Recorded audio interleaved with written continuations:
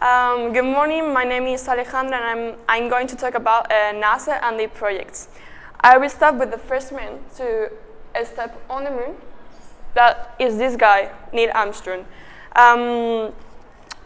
Wait a minute.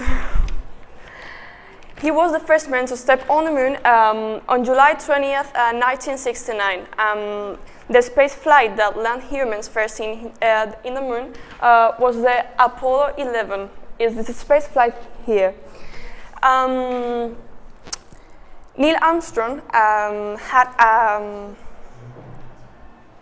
a friend that take him with the space flight. His name is Buzz Aldrin, and is this man. Armstrong became the first man to step onto the lunar surface.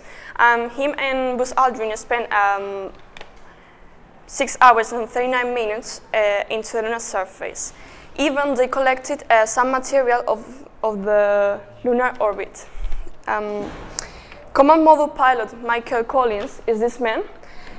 Flew the Command Module Columbia alone in lunar orbit, while they spent time onto the lunar surface.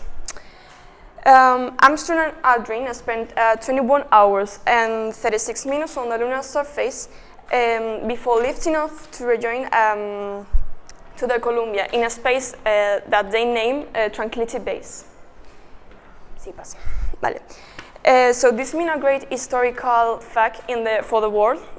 So since then, NASA has been progressed throughout history thanks to the evolution of technology. They do some discoveries like water on Mars, the real aspect of Pluton, that it was discovered that Pluton could have blue skies and frozen water like the Earth. Another Earth, a planet that resembles the Earth more than any other. And today, in the present, NASA have satellites that give them the possibility to control what is happening in the Earth, in the space, sorry. The activity of the Earth in the night, in the day, so they receive some pictures of the Earth, is these pictures. So they have important projects that they are developing or preparing to be carried out. And one of the most important is being developed by this girl. So this girl name is Alyssa Carson. At 3 years old, she knew she wanted to be an astronaut. So since then, she's working tirelessly, and she could be soon the first person to step on the to set foot on Mars. Even if it means never returning back to Mars. So she could go to Mars and maybe never returning back to Earth. So maybe she's kept there.